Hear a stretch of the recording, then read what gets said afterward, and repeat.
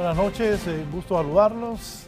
Aquí mis compañeros están celebrando gracias a una hondureña y a una colombiana. Vamos a ver por quién se deciden entonces. Vamos a saludar a Andrea, buenas noches. Buenas noches, licenciado. Buenas noches, Honduras. Ya me hizo reír de entrada. Vamos a dar paso a las noticias, a las más relevantes de esta jornada de jueves. Es hoy ya 26 de septiembre del año 2024. Gracias por informarse con nosotros. Le presentamos más de las que conforman esta noche nuestros titulares. Devastadoras inundaciones mantienen en incertidumbre a pobladores de municipios del sur del país. Huracán Helen se vuelve extremadamente peligroso y alcanza categoría 4 en su ruta hacia la Florida, dejando desastres en México. Esto y más a continuación en 11 Noticias, emisión estelar. Bien, ha realizado un allanamiento a la vivienda del alcalde de Tocoa, Colón. Estoy hablando de don Adán Funes, como parte del proceso de investigación del asesinato del ambientalista Juan López. Mi compañera Carolina Martínez en vivo tiene los detalles del allanamiento a la casa del alcalde Adán Funes. Adelante, Carolina. Buenas noches, licenciado. Es un gusto saludarle a esta hora a usted y a todos los televidentes que se informan en 11 Noticias. Así es, ampliando más sobre esta información en el sector de Tocoa, Colón, la Agencia Técnica de Investigación Criminal, junto también con agentes de la policía y la Policía Militar del Orden Público, realizaron un allanamiento en la casa del alcalde de este sector. Estamos hablando de Adán Funes, donde realizaron un fuerte operativo en este sector. Y también salió el vicealcalde al paso, en donde aseguró que están abiertos a todas las investigaciones. Realizando un poco de antecedentes, es importante mencionar que a este alcalde pues se le presume también por un narcovideo que él llegó hasta Tegucigalpa para brindar su declaración, y ahora aparentemente también se le responsabiliza de su participación en el asesinato del ambientalista Juan López. En ese sentido, lo que solicitaban los operadores de seguridad son los videos del 14 de septiembre, fecha en que fue asesinado el ambientalista. Escuchamos a continuación los detalles. Le una nota al señor alcalde, pero el señor alcalde con mucho gusto, ¿verdad?, los hizo pasar adelante para que ellos procedieran a llevar lo que es el CPU o lo que es el cerebro de las cámaras. Únicamente era el tema de colaboración para brindar los videos. ¿En ningún momento se trató de un allanamiento, vicealcalde? No, en ningún momento, ¿verdad? Ellos simplemente pidieron la colaboración. Nosotros venimos a atender aquí y el alcalde dijo, bueno, pasen adelante, busquen ahí lo del CPU, ¿verdad? Porque a ellos les interesa y lógicamente también nosotros estamos interesados en que se lleve a cabo, pues, y pedimos nosotros que lo más pronto posible se esclarezca esta situación. Por otro lado, también los líderes de la Iglesia Católica continúan exigiendo justicia por este asesinato. El obispo de Trujillo se ha pronunciado y textualmente ha dicho: el dinero que pagaron para asesinar a Juan López, ese dinero está maldito porque está manchado de sangre inocente. Escuchemos brevemente lo que él ha dicho. ¿Cuánto pagaron para mandarlo a matar? 100.000 empiras, 200.000, 300.000. ¿Lo pagaron una sola persona o lo pagaron varias personas? Hermanos, su dinero, el dinero que pagaron para asesinar a nuestro hermano Juan, ese dinero está maldito. Porque ese dinero está manchado de sangre inocente. Son las declaraciones luego de lo que ocurrió en el sector de Tocoa, Colón, en este allanamiento en la casa del alcalde Adán Funes para continuar con este proceso investigativo también contra el asesinato del ambientalista Juan López. Es lo que podemos resumir desde ese sector del país. Regreso con ustedes. Buenas noches. Buenas noches. Gracias. Por otro lado, por el delito de cohecho han capturado al administrador de la aduana de La Mesa, el actual administrador, el señor Marco Tulio Rivera de la Lima Cortés. Él fue captado recibiendo supuestamente un soborno. Valeria. Mediante investigaciones en conjunto con las autoridades de la Dirección de Investigación Policial DPI y el Ministerio Público, se logró capturar a Marco Tulio Rivera, administrador de la aduana de La Mesa en San Pedro Sula, acusado del delito de cohecho tras la difusión de un video en el que supuestamente se observa a Rivera recibiendo sobornos, lo que motivó una denuncia formal. De su residencia se le empezó a hacer seguimiento para buscar el momento oportuno. De hecho, puedo referirle que el reporte que tengo es que tras de que sintió la presencia policial, buscó cambiar la ruta regular que él tiene para llegar a su trabajo. Se le hizo el seguimiento, el requerimiento y se logró ejecutar la orden de captura. La orden de captura solamente está emitida por delito de cohecho propio. No obstante, el detenido afirmó que todo es parte de una trampa en su contra y aseguró estar listo para enfrentar la justicia hondureña, ya que cuenta con pruebas que confirman su inocencia. Es una trampa que me han venido planificando diferentes... ¿Cómo se declara? ¿Le planificó la trampa? Correctamente, yo soy inocente y lo voy a demostrar en el juzgado. Unas personas malintencionadas de quienes... ¿El director de aduana? De ahí viene. Incluso la persona que me tomó el video le han dado una licencia gozando de sueldo sin ir a trabajar. Por su parte, el director de aduanas, Fausto Cálix, a través de sus redes sociales, señaló que al menos 15 personas más estarían involucradas en este delito, una medida que para analistas es positiva y esperada por la sociedad hondureña durante muchos años. Eso ha sido una práctica que ha sido muy común, ¿verdad?, en las aduanas, y celebramos pues que esto se empiece a tratar de controlar. Y esperamos que se logre poner orden ahí porque realmente, repito, ha sido un foco de corrupción durante mucho tiempo y ya es necesario que se ponga orden. En San Pedro Sula, 11 noticias. Por otro lado, el exalcalde de Choloma, Cortés, Leopoldo Crivelli, acude al Ministerio Público después de ser mencionado en el juicio del expresidente Juan Orlando Hernández en Nueva York. Giovanni Villalobos con los detalles. El exalcalde de Choloma Cortés, Leopoldo Crivelli, negó cualquier vinculación con personajes dedicados al narcotráfico después que fue mencionado en el juicio en Nueva York al expresidente Juan Orlando Hernández. Por ese hecho, él y otras 36 personas deberán acudir al Ministerio Público. Nunca me reuní con ellos. Era una cantidad, se suponía que había aportado a la campaña, unos 120.000 empiras. ¿Recibió usted ese dinero? No, de ninguna manera. ¿Conoció alguna de las personas que se le mencionaron? No. ¿O a quiénes se le mencionaron? No, habían ahí personas que están íntimamente vinculadas con esa cosa, que están extraditados, y yo no tengo ni parte, ni arte, ni los conozco. Este tipo de diligencias sirven para que cada persona en esa condición aclare toda duda ante los fiscales que presenciaron el juicio en la Nación del Norte. Estamos en la obligación de comparecer para que se nos informe en primer lugar de que somos investigados y en segundo lugar desvanecer cualquier denuncia que se pueda interponer en nuestra contra. Por el momento son 10 los mencionados en los Estados Unidos que han acudido al Ministerio Público como parte de unos 36 hondureños cuyos nombres fueron revelados. Y en este caso es la 10ª persona que viene ya a declarar, a rendir su testimonio a raíz de estas menciones de otros hondureños que ya fueron condenados por narcotráfico. Los fiscales solo han escuchado a los comparecientes, sin embargo, estos determinarán si se promueve acciones o no después de concluir las citas. Para 11 Noticias, Giovanni Villalobos.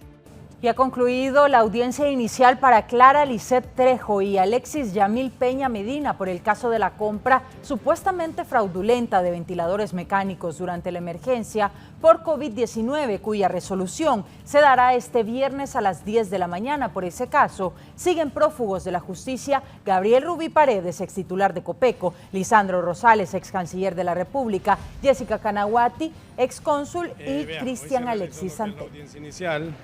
En donde se evacuaron los medios de prueba por parte del Ministerio Público, por parte de las diferentes defensas, y hemos dado las diferentes conclusiones, tanto el MP como las defensas. Esta defensa por su parte solicitó un sobreseimiento provisional a favor de mi representado a efecto de que se haga una investigación más exhaustiva y se pueda determinar algún tipo de responsabilidad en el caso de que lo hubiera. En caso de que no se favorezca con un sobreseimiento provisional, hemos solicitado medidas distintas de la prisión preventiva. Admiten un recurso de apelación interpuesta por la defensa del juez Marco Vallecillo, acusado por el Ministerio Público de supuesta extorsión a imputados, ofreciéndoles resoluciones favorables. La Corte de Apelaciones de lo Penal en materia de criminalidad organizada, ambiente y corrupción admitió un recurso de apelación este día, interpuesto por la defensa del juez Marco Vallecillo, en la que solicitan a las autoridades judiciales un sobreseimiento definitivo a favor de su defendido. Lo que pide la defensa del abogado Vallecillo es revocar la resolución y el auto de formal procesamiento que se dictó en su contra y solicita que se dicte un sobreseimiento definitivo a su favor. Y punto número 2, solicita que se revoque la medida cautelar de la prisión preventiva que también fue dictada al abogado Vallecillo el pasado 24 de agosto. La defensa argumenta que existen las pruebas contundentes que el juez Marco Vallecillo es inocente del delito de extorsión que el Ministerio Público le imputa y argumenta que el impartidor de justicia nunca favoreció a terceros con sus dictámenes judiciales a cambio de dinero. Nosotros ya habíamos presentado el recurso de apelación y el Ministerio Público también ha presentado ya la contestación de los agravios que hemos presentado y ya la Corte de Apelaciones pues ya nos ha notificado que ya se admitió el recurso de apelación. Ahora la Corte de Apelaciones revisará el expediente minuciosamente, determinará si hay o no hay participación de nuestro representado, si hay violación al derecho de defensa, si hay violación al debido proceso y posteriormente pues resolverán ya sea conforme a nuestra petición al lugar o reconfirmando la resolución del juez. Los 3 magistrados que ahora conocen de la causa se estarán pronunciando a más tardar a mediados del próximo mes, en la que decidirán si Vallecillo es inocente o continúa con el proceso. René Amaya, 11 Noticias. Honduras sigue sumergida en una justicia frágil, es lo que señalan analistas en la zona norte del país. De acuerdo a analistas de la zona norte, la justicia en Honduras solo muerde los pies de los pobres o los indefensos, mientras aquellos que han cometido actos de corrupción, narcotráfico o asesinato suelen salir librados de estos vínculos, por lo que hay demanda de un ente internacional que pueda señalar sin piedad a los involucrados en estos delitos. La institucionalidad sigue mostrando altos niveles de debilidad y sigue mostrando algunas acciones que no son correctas. Entonces, por lo tanto, hay una percepción que viniendo desde afuera a imponer justicia podemos mejorar los índices o podemos mejorar las mediciones en temas de seguridad. Otros opinan que dentro de este poder supremo existe un acomodamiento de personal por línea política más que por destreza o experiencia, lo cual perjudica todo el sistema de justicia. Buscar personas en el poder judicial por partidos políticos y no por méritos. Se vieran personas que son jueces muy jóvenes que no tienen la experiencia, algunos no tienen la catadura moral ni la preparación académica y eso es lo que sorprende y viene a fragilizar lo que es la justicia. Para lograr reducir impunidad, el Ministerio Público es quien debe de comenzar a tomar las denuncias con seriedad y continuar con los casos procesados contra narcotraficantes, corruptos, entre otros. Quien tiene que hacer su trabajo es la Fiscalía. No se le olvide el Ministerio Público, es que son ellos los que tienen que darle seguimiento a todas estas denuncias que hay. Para 11 Noticias, Shirley Martínez. El alcalde de Nueva York, el demócrata Eric Adams, fue acusado oficialmente por la Fiscalía Federal que le investiga desde el 2021 de cargos de soborno, fraude y solicitud de donaciones ilegales al gobierno turco para su campaña a la alcaldía. Estas acusaciones dadas a conocer hoy en la Corte Federal para el Distrito Sur de Nueva York en Manhattan, a solo unos pasos de la alcaldía, convierte a Adams, ex senador estatal y ex capitán de la policía, en el primer alcalde de esta ciudad en ser imputado mientras está en funciones. Adams negó haber hecho algo indebido y además aseguró que se defenderá y que no renunciará, aunque la gobernadora del estado, Katie Hochul, tiene potestad para destituirlo después de un proceso que comenzará con suspenderlo durante 30 días. Según la acusación de 57 páginas, Tras convertirse en presidente del condado de Brooklyn en 2014 y por cerca de una década hasta llegar a la alcaldía, habría aceptado beneficios valiosos e indebidos, como viajes internacionales de lujo de empresarios adinerados y al menos de un funcionario del gobierno turco que buscaba tener influencia sobre él, además de contribuciones ilegales para su campaña en el 2021. Las acusaciones indican que Adams trató de ocultar los beneficios creando documentos falsos con la ayuda de empleados a los que instruyó para ayudarle. Para 11 Noticias, Shirley Martínez.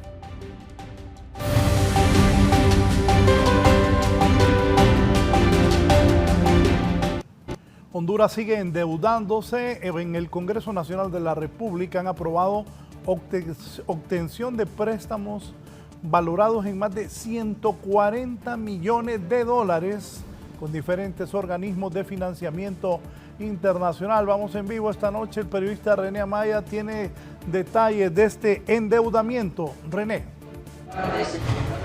Buenas noches, licenciado Raúl Valladares. Pues efectivamente ya está casi cerrándose aquí la sesión del día de hoy porque los diputados regresan después del feriado morazánico. Y tal como usted lo apuntaba, se ha aprobado estos préstamos por más de 141.3 millones de dólares aquí por parte de los diputados del Congreso Nacional. Y los desglosamos así rápidamente. Con el Banco Interamericano de Desarrollo se aprobaron los primeros 20 millones. Estos primeros 20 millones de dólares serán destinados para programas de apoyo a la inversión laboral y también para poder tratar a aquellas personas hondureños que son retornados al país, para migrantes retornados. Son estos 20 millones. Hay otros 25 millones que fueron aprobados también con el BID y estos fondos serán destinados, hablamos de 25 millones de dólares lógicamente, serán destinados para la transparencia y la integridad del programa de desarrollo sostenible y fueron aprobados con 64 votos a favor de este convenio o préstamo.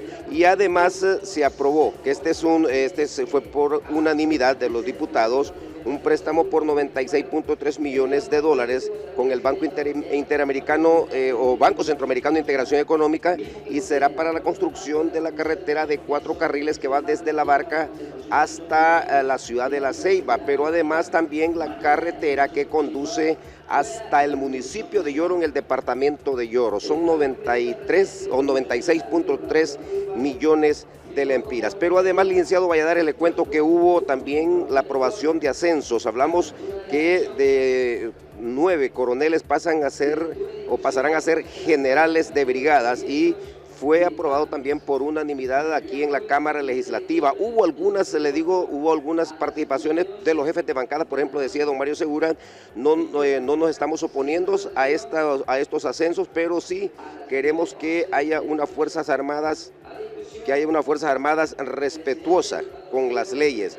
Y ha dicho además que ningún militar debe de obedecer a los presidentes de cualquiera de los 3 poderes del Estado ni a los políticos, pero sí deben de obedecer a lo que establece la Constitución de la República. Además ha dicho Tommy Zambrano que durante estos 8 años libres jamás ha apoyado los ascensos, pero que ellos como oposición sí lo están haciendo y lo van a seguir haciendo, pero también le han hecho un llamado a las Fuerzas Armadas a respetar la Constitución de la República. Después usó la palabra don Carlos Umaña y pidió que no le paren bola a los políticos y que las Fuerzas Armadas deben de actuar de conforme a lo que establece la Constitución de la República. Don Rafael Sarmiento ha dicho además que las Fuerzas Armadas de hoy van a garantizar un proceso electoral. Y después vino la discusión de un acuerdo que se comenzó a discutir hoy, pero que fue suspendido, que tiene que ver con vuelos hacia Cuba y de Cuba hacia nuestro país, pero esto causó algún tipo de polémica y de inmediato fue suspendida por parte del presidente del Congreso Nacional. Así de forma resumida lo que ha ocurrido hasta esta hora de la noche aquí en la Cámara Legislativa, porque hasta se está cerrando la sesión. Vamos a una pausa comercial, venimos con más información. René. Sí. René, ¿son dólares o lempiras? Dólares.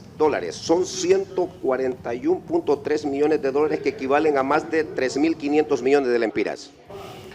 Gracias. Bien, son en dólares ese endeudamiento. Los funcionarios, por otro lado, del Poder Popular están arrechos, han salido a responder a los representantes, a la representante saliente de las Naciones Unidas Alice Shackelford, quien antes de abandonar el país dijo que la justicia y el Estado de Derecho en Honduras es crítico.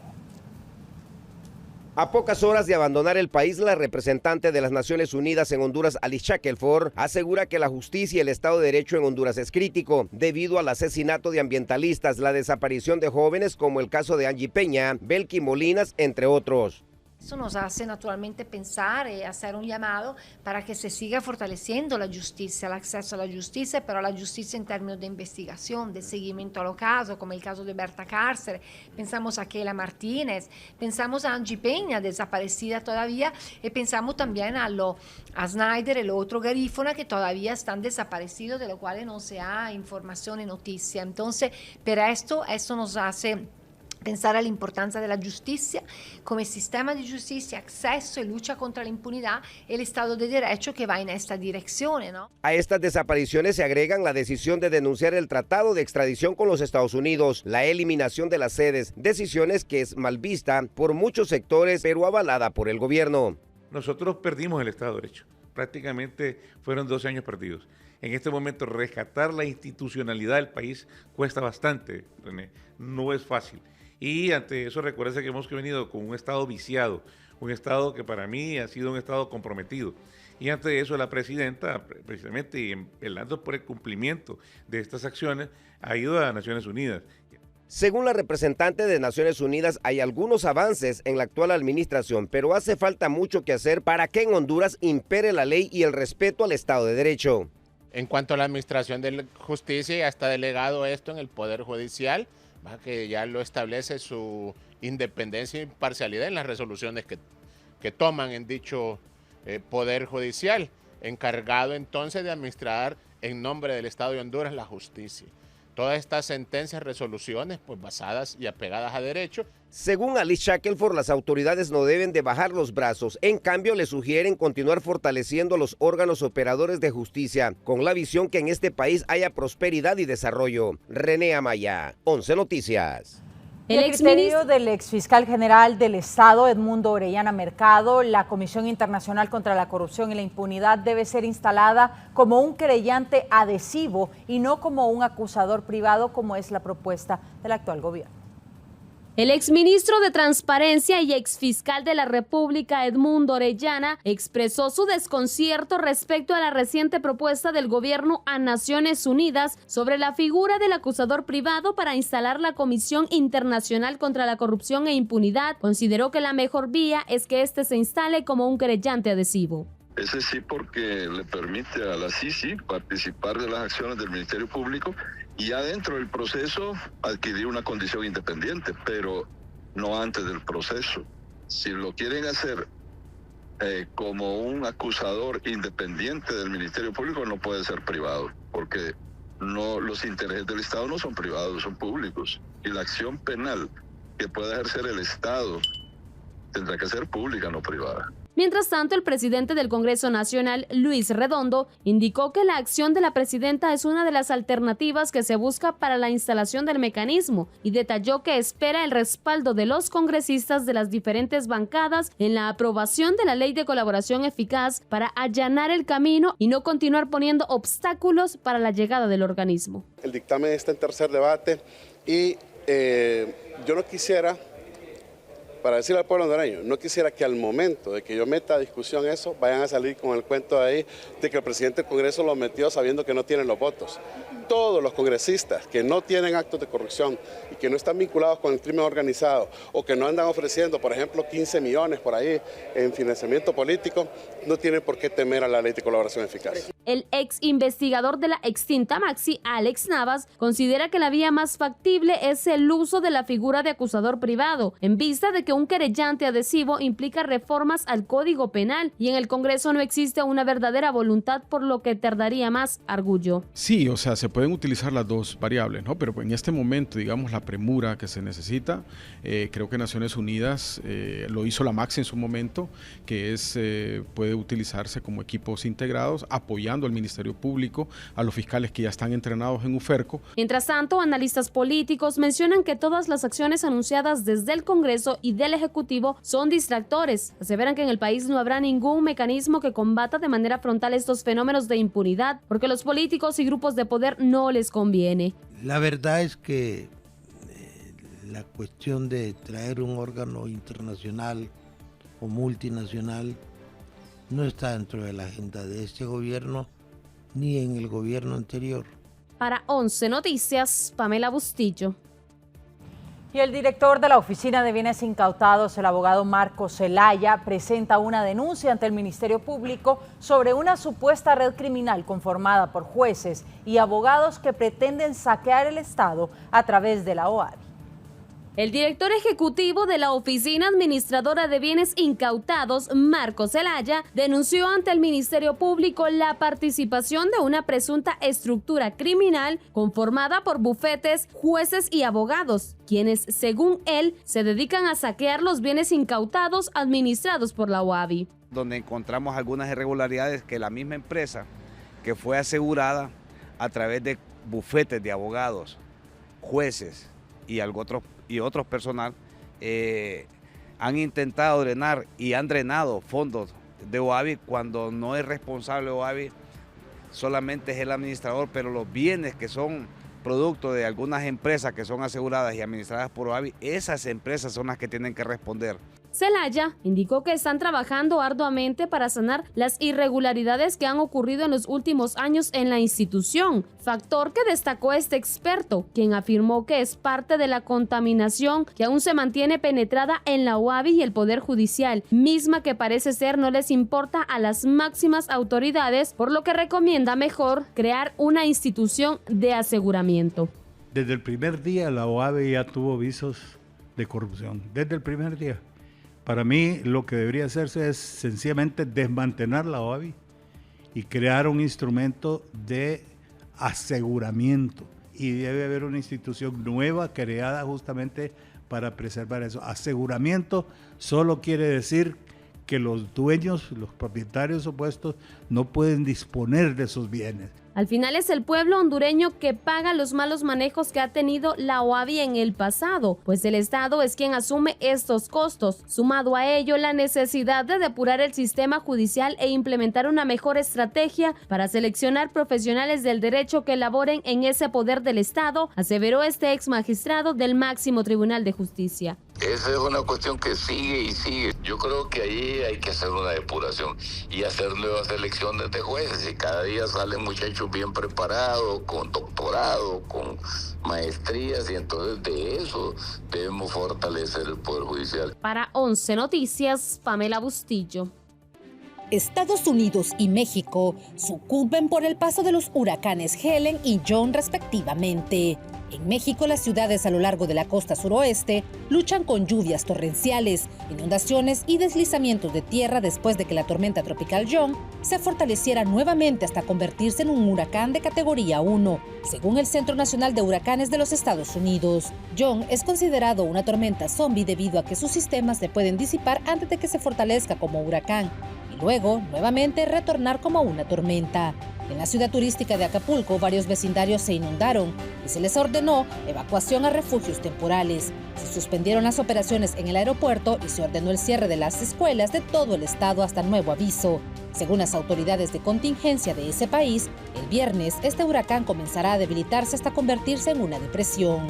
No obstante, México también recibió un duro golpe natural por parte del huracán Helen, dejando deslizamientos, inundaciones y derrumbes en Yucatán y Quintana Roo. Posteriormente, el huracán Helen se fortaleció a categoría 4, horas antes de su prevista llegada a la costa noroeste de Florida, Estados Unidos. El presidente Joe Biden alertó sobre las consecuencias catastróficas por este fenómeno climático.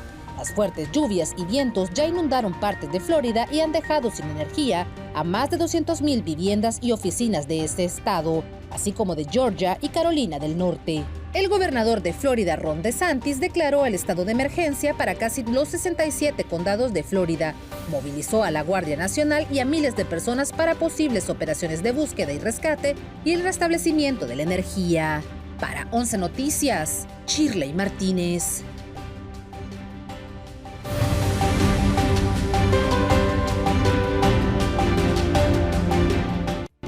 Sobre este tema, la zozobra e incertidumbre ha predominado en los pobladores del municipio de Santana de Yusguare, en Choluteca, por el temor a que vuelvan a registrarse devastadoras inundaciones. Steven Salgado fue al sur del país. El terror y la zozobra se apoderó de la comunidad de Santa Ana de Yusguare, Choluteca, donde en las últimas horas pobladores han sido afectados por las fuertes lluvias que han inundado este sector, las cuales obligaron a un gran número de familias a ser trasladados a albergues y otras, ante la necesidad, no tienen otra opción más que quedarse ahí a esperar no vuelva a suceder una llena como ellos lo conocen. ¿Cómo fue la emergencia? ¿Tuvo que mover a su familia de este lugar? Sí, nosotros como a las 1 de la mañana del día que pasó nos tocaron sacar de ahí porque se metió al agua a la casa y la casa estaba un poco medio dañada, entonces se partió y ahí estamos, nos sacaron, pero no estamos ahí. No, a mí la situación, yo estoy un poco, no tengo ayuda de nada ahorita y ahí los vecinos fueron los que un poco me ayudaron ahí. Aquí los llenó todito y les hablaron para que los ayudara. Los comités de alerta y emergencia ya están activos y se mantienen en los lugares más vulnerables para dar una respuesta inmediata. El caudal de los ríos y quebradas que rodean esta población está teniendo un comportamiento impredecible. Por tal razón, muchos perdieron todas sus pertenencias. Realmente nos hemos trasladado a uno de los caseríos del municipio de Santa Ana de Yusguare, el cual se llama Las Peñitas, pertenece a la aldea del Divisadero, ¿verdad? Como pueden observar, ¿verdad?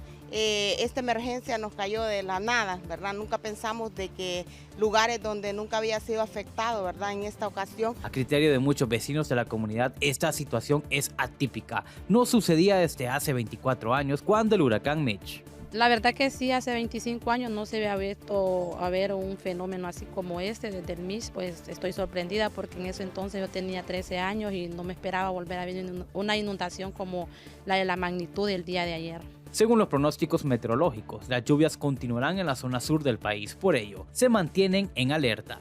Para 11 Noticias, Steven Salgado. Las pérdidas en los cultivos son catastróficas en el sur del país por estas inundaciones, también debido a las intensas lluvias. Tras las complejas inundaciones vividas por las comunidades de Santa Ana de Yusguare, residentes de este sector y de zonas aledañas lamentan cómo sus cultivos en las últimas horas han sufrido graves daños, generándoles miles de lempiras en pérdidas económicas tras los daños que las inundaciones dejó. Hablamos de miles, porque aquí, como le digo aquí al patrón, aquí realmente se está yendo a pique, pues. Y tanto para él, tanto como para nosotros también, de trabajadores, que no pudimos circular ayer aquí por estas áreas aquí, pero esperamos que ya cambie todo. A criterio del mismo alcalde del municipio, en este momento se encuentra en la etapa de conteo y análisis de daños para realizar estrategias preventivas y evitar que en los próximos días se repita esta situación. En el EDAN se están levantando los daños, pero estamos hablando que es varias manzanas de ocra que se perdieron, ¿verdad? Alguna gente también hasta perdió lo que utilizan ellos para el sistema de riego, y eso es algo caro, pues. Entonces, y como nos agarró sorpresa, no les dio chance de hacer nada. Pero esperamos en Dios de que ya esto vuelva a la normalidad. Somos bien vulnerables. En el verano queremos agua y en el invierno después ya no queremos también. Algunos resienten el impacto que esto dejará en los cultivos de ocra, frijoles y arroz, que son consumidos por la misma población. Para 11 Noticias, Steven Salgado. Bien. Inflación en los alimentos ya alcanza el 6% según el Boletín Económico de septiembre del Consejo Hondureño de la Empresa Privada. Vamos a ver qué dice el señor ministro de Desarrollo Económico de esto y las autoridades de ese ministerio. Víctor. La inflación en los alimentos ya superó el 5% de acuerdo al Boletín Económico del mes de septiembre publicado por el Consejo Hondureño de la Empresa Privada. Mientras que la inflación de alimentos alcanzó al 5.61%, impulsada por factores climáticos adversos que han incrementado los precios de vegetales y granos básicos. Lo anterior tiene un impacto directo en la calidad de vida de los ciudadanos, aseguran representantes de las centrales obreras del país. Es decir, que nosotros estamos transitando una canasta básica a las más caras de Centroamérica y esto el gobierno y los empresarios y nosotros los trabajadores debíamos de sentarnos para buscarle una salida y que el pueblo hondureño tenga mayor accesibilidad a estos productos. Desde el sector productivo nacional, sin embargo, aseguran que el alza en el costo de los alimentos en Honduras está determinada por los incrementos en las materias primas importadas y los insumos agrícolas. Mucho tiene que ver factor climático, donde hemos tenido fuertes sequías. Prácticamente desde el año pasado la sequía fue muy prolongada, alto costo de insumos. De acuerdo al boletín económico de la empresa privada, si bien la inflación en general se ha mantenido en el rango de 4.99%, la de los alimentos ya se aproxima al 6%. Para 11 Noticias, Víctor Valladares. Pongan atención, los alcaldes en un momento con Andrea, transferencias municipales en el marco del Programa Nacional de Intervención a Caminos Productivos. Tendremos los detalles de esto que CEFIN transferirá más de 793 millones a 118 alcaldías municipales, 62 millones a 31 alcaldías para caminos productivos. En un momento, bien, vamos a leer, está primero el comunicado, Andrea, para que pongan atención los alcaldes, autoridades municipales en los diferentes municipios del país y departamentos. CEFIN, busca ahí, se lo envió a Andrea. CEFIN transferencia de más de 793 millones a 118 alcaldías municipales. Gerson, busca eso, por favor. Alcaldías municipales y 62 millones de 31 alcaldías para caminos productivos. Andrea. Así es, la Secretaría de Estado en el despacho de Finanzas, cumpliendo las instrucciones de la presidenta Xiomara Castro, informa que el viernes 27 de septiembre se transferirán 793.556.372 lempiras con 77 centavos a 118 alcaldías municipales que acreditaron su documentación correspondiente al año 2024 en la Secretaría de Gobernación, Justicia y Descentralización. De igual manera, se va a transferir 62 millones de lempiras a 31 alcaldías municipales en el marco del Programa Nacional de Intervención a Caminos Productivos. Así ratifican que van a continuar realizando las transferencias en el marco del Plan Refundación, así como lo han solicitado los municipios de Honduras. Recientemente se anunciaba también por parte del secretario Tomás Vaquero que se haría la transferencia en las próximas horas, y asimismo lo reafirma ahora la Secretaría de Finanzas, que será mañana. Sí, el ministro Cristian Duarte y su equipo ha enviado toda esta documentación que habla de esos 793 millones a 118 alcaldías municipales y 62 millones a 31 alcaldías para caminos productivos. Rápidamente, un poco de espacio para que vean todo lo que, ahí está, lo que está siendo enviado a las diferentes municipalidades. Dice ahí, Tela, Trujillo, Malfate, Limón, Esparta, Taulabé, Cucuyagua, Los Dolores, Paraíso, Florido y así. Dale, sigamos para que puedan observar todas las alcaldías que van a recibir esos fondos.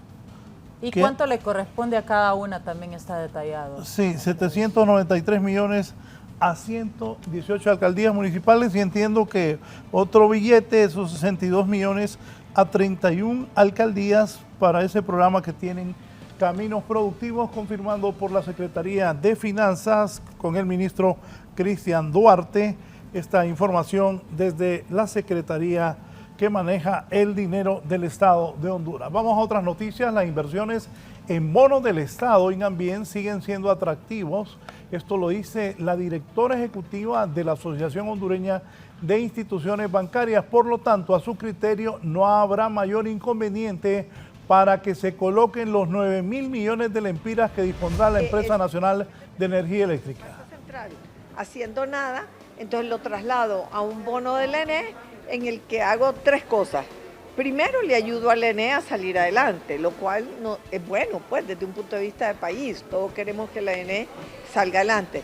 Segundo, libero dinero que lo tenía en Banco Central a una rentabilidad de casi cero o cero y me voy a tener un bono de más rentabilidad. Y a veces, cuando se emiten estos títulos de la ENE, también se le da lo que se llama garantía soberana, que quiere decir de que no es necesariamente la ENE la que paga, sino que es el Estado de Honduras.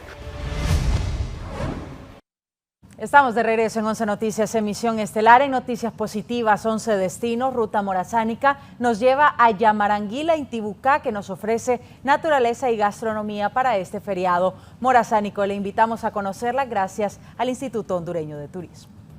Yamaranguila se encuentra a apenas 188 kilómetros de la capital y a unos escasos 20 minutos de La Esperanza, Intibucá. Un lugar perfecto para fotografías y para conocer la cultura que sostiene a un país aún arraigado a sus raíces.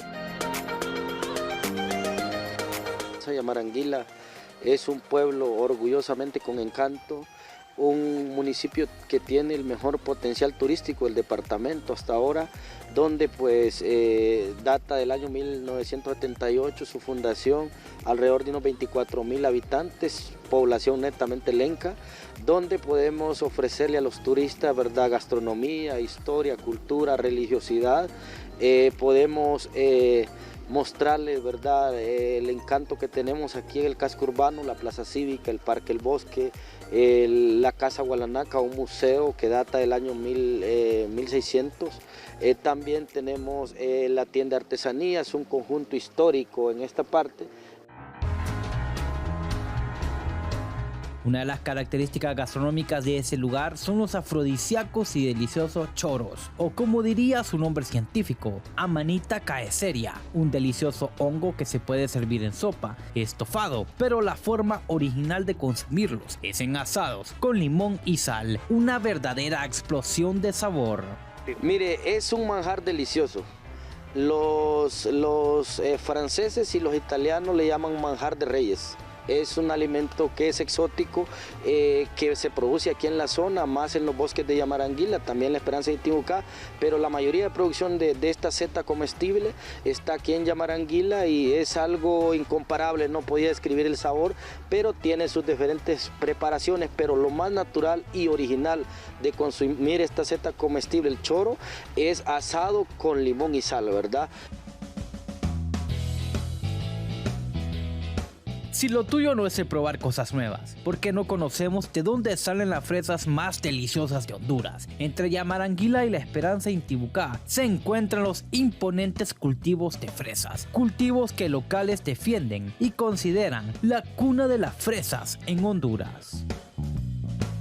Bueno, aquí como están viendo es un cultivo ya más tecnificado, digamos casi entre media a alta tecnología, donde ya estamos haciendo uso de sustrato de coco, un riego muy individualizado, un gotero por cada plantita. Eso ya hace que el cultivo sea mucho mejor en su rendimiento y su producción. Esta fresa se va para el mercado nacional, sobre todo en la parte de Tegucigalpa. Esta fresa, la planta ha sido importada de Chile y aquí la hemos estado produciendo tanto para fruta como también hemos logrado sacar algunas plantitas para poder tener plantas para algunos productores que nos han pedido vendamos. Y sí, podemos darles alguna explicación del cultivo y venderles algunas libritas de fresas que ellos quieran probarlas, sobre todo. Sin duda alguna, el interior del país está lleno de bellezas, dignas de explorar y conocer a sus gentes. Destinos que 11 Noticias te recomienda no perderte. Para 11 Destinos, Steven Salgado.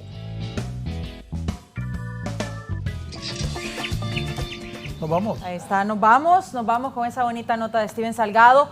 Quédese con el gallo porque se viene la expectativa que va a pasar en Costa Rica con el Motagua. Bueno, el Motagua No, pero es que los motahuenses estábamos acostumbrados. Yo cuando el Colocho lo expulsaron dije, ya no van a empatar. Y no están empatando. Así es el Motagua. Vamos a ver qué hace en Costa Rica. Nos jugó mal ayer. Alguna gente estaba molesta con el técnico de Motagua. Pero así es el Motagua. Bueno, aunque algunos dicen que tal vez hace lo que logró en México el Motagua, eliminar al Pachuca, fue, ¿verdad? Y no le ha jugado mal a los equipos de Costa Rica. Vamos a ver el miércoles allá en San José qué es lo que pasa. O tenés que ir a hacer goles. Bueno, está obligado a ganar para poder acceder a la siguiente fase, que no va a ser fácil. Se mostró ese equipo el segundo tiempo, el Sport Herediano, que no es mal equipo. Sí. Y creo que el empate fue justo, es la verdad. Yo soy Motagua, pero hay que ser realista. Y va cuesta arriba el Motagua. Ojalá que hagan un buen papel y que a mí me gustaría que ganaran. Pues y a todos los hondureños, yo cuando juegue el Olimpia por Honduras, yo voy con el Olimpia. El otro día no me gustó ver al Olimpia perder en El Salvador, por ejemplo. A todos nos duele, ¿verdad? Claro, porque en ese momento si juega maratón también. Y que nos desnudaron que en los niveles de fútbol estamos bajos, Raúl. Marlon, hace años estamos bajos. Sí. Bajo hace años. Todo el tiempo. Bueno, ayer vi un equipo de Nicaragua ganar 2-1, ganar bien. Y Nicaragua ha levantado y Honduras se ha estancado. Se estancó. El otro día vi a aquel entrenador colombiano que pasó sin pena ni gloria, el Bolívar Gómez, por aquí. 2 puntos hizo Honduras en la última eliminatoria. Y en este momento no tiene grandes jugadores jugando en el exterior Honduras. El muchacho Palma creo que ha decaído. ¿No está de titular? Ya no es titular en el Celtic, ojalá que lo recupere, pero no lo veo como... No hay que inflar tanto a los futbolistas. No tenemos figuras. No hay que inflarlos tanto a los futbolistas. Honduras está pasando uno de los peores momentos de la historia del fútbol, pero deseamos que Motagua haga un buen papel allá en Costa Rica. Esto y más lo cuenta Marlon Mejía. Feliz noche, con permiso, que así estés muy bien.